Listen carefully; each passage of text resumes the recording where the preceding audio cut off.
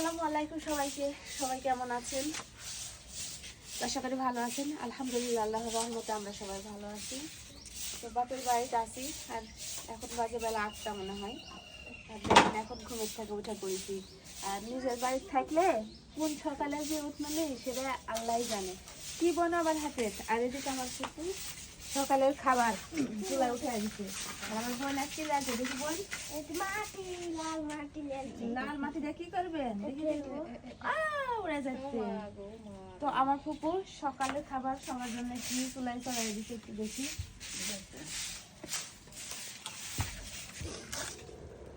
মাশাআল্লাহ মাশাআল্লাহ।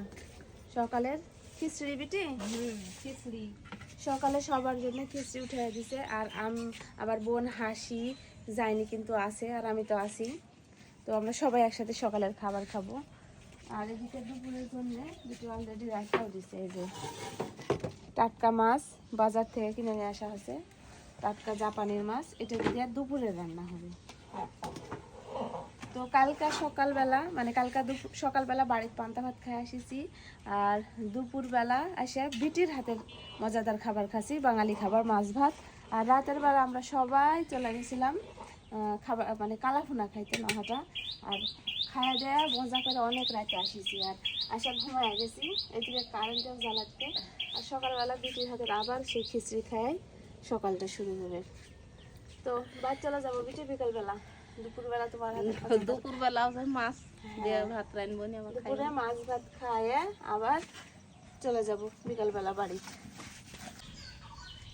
এদিকে রাত্রে যেহেতু আমরা মানে খাই আসিছি, বাড়িতে খাইনি, বাড়িতে অল্প কয়েকজনে খাসে। যদিও আমি হচ্ছে খাই আসার পরেও আবার বাড়িতে খাসি, তো সেই জন্য আজকে একটু থালা বাসন কম, তাই না বিটি? এই যে আজকে একটু থালা বাসন কম, মানে একটু মানে একেবারেই কম। বাড়িতে আমার আব্বা আম্মা ছিল, আর আপনাদের ভাই আমার জামাই সে যায়নি, সে আসা বাড়িতে খাইছিল। সেই জন্যে এই যে আজকে থালা বাসন একটু কম। আমাদের প্রতিদিন সকালবেলা বিটিকে এই থালা বাসনের গা দিলে আগে বসতে হয়, তাই না বিটি? আর আজকের আবহাওয়াটা অনেক সুন্দর, সকালবেলা মিষ্টি একটা রোদ উঠেছে। আর সবাই ঘুমাচ্ছে, আমি কিন্তু উঠে পড়েছি।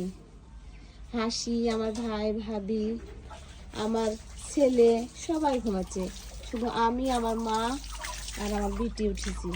মাসুরা উঠেছে। এদিকে রান্না কমপ্লিট হয়ে গেছে, দেখি।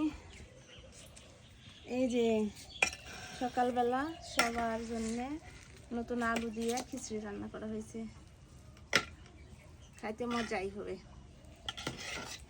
এখন আমরা সবাই মিলে খাওয়া দাওয়া করবো।